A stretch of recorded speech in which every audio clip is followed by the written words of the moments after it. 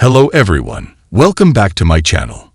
Before starting the video, please subscribe and keep watching for more details videos. Young and restless Cain Ashby. His lies and times, PHOTOs. At first, you don't succeed. Back in 2007, Daniel Goddard auditioned for the role of As the World Turns recast Brad Snyder. Austin Peck, ex-Austin, Days of Our Lives, got the part. But the native of Sydney, Australia, made such a good impression on CBS brass that he was recommended to the young and the restless powers that be. Before you could say, "G'day, mate," Goddard had joined that show as Cain Ashby, an intoxicating presence. When viewers met Cain, he was working as a bartender at Neil Winter's club, Indigo, and trying to locate the birth mother he'd never known. He claimed to have been adopted. As luck would have it, Amber Moore was at that very time attempting to track down the son that Catherine Chancellor had switched at birth with another baby to spite her nemesis, Jill Abbott. In no time, scheming Amber had figured out how to marry a millionaire. Deducing that Cain was Jill's long-lost child, Philip Chancellor II, Amber tricked him into believing that they had tied the knot and reunited him with his mother.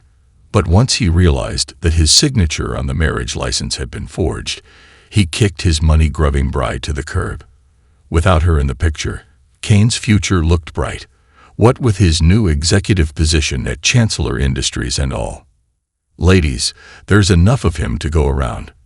Though Cain fell hard and fast for Neil's daughter, Lily Winters, his habit of getting conned came back to bite him yet again. No sooner had he and his live-in lover become engaged than Chloe Mitchell sold him on the notion that they had had sex, and he was the father of her unborn child. Spoiler alert, he wasn't. Before he found that out, though, Esther Valentine's manipulative daughter had gotten him to say, "I do." Once more, with feeling. The second that he was free of scammers who wanted to get their hands on his money more than they did on him, Cain reunited with Lily, and at last they exchanged vows.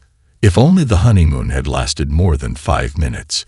It soon came out that Cain wasn't Philip at all, but a friend of the real Phillips whom he'd hired to take his place in Jill and Catherine's lives. Turned out, Philip had played dead rather than come out as gay. 1 step forward, 2 steps back. Appalled by the con that he pulled on Jill and Catherine, Lily dumped Cain's ass, but then welcomed him and it back into her life when she was diagnosed with ovarian cancer. Despite the fact that she now knew that her husband had an untrustworthy streak, Lily agreed to use Catherine's granddaughter, Mac Browning, as a surrogate to start a family with Cain. Do we need to tell you that Lily pulled through? No. Good. Moving on. Desperate times call for embezzlement. Cain's past caught up with him when he was blackmailed by the Australian crime family to which he was indebted. His solution? Team up with Sophia Duper, who was briefly wed to Neil, to siphon megabucks from Tucker McCall's company. You might hope that Cain's father, Colin Atkinson, showed up in Genoa City then to lend a hand. But on the contrary, the help that he offered was to his son's extortionist. Double trouble. When it appeared that Cain had been killed by the Australian mob, Lily grieved so mightily that she damn near lost her mind, but her husband was actually fine. He just let her think that he'd croaked so that he could pretend to be his twin brother Caleb in order to try to stop Colin from kidnapping his and Lily's twins, Charlie and Maddie. "Aha," said Lily. So Cain was never the problem. It was always his atrocious daddy dearest. Take 2. Once he was done walking a mile in Caleb's shoes, Cain proposed to Lily again, and they were married in France. But if you imagined that that meant that, their troubles were over, you were in for a dreadful surprise. Lane, as their shippers dubbed them, could scarcely go a commercial break without some new calamity befalling them, whether it was her attraction to Tyler Michelson or Colin's marriage to Jill. Red hot mama.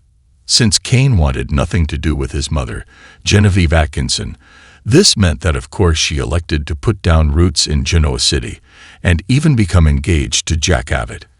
Maybe Cain was just weirded out that his parents were played by Tristan Rogers and Ginny Francis, the daytime icons who had previously, and later again, played General Hospital pals Robert Scorpio and Laura Spencer.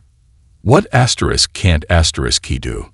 After helping Catherine figure out that she had a brain tumor in need of removing, Kane was named interim CEO of Chancellor Industries. Not bad for a bartender, huh? But at the same time, dark clouds were forming over his head. A mysterious blogger targeted the Winters family.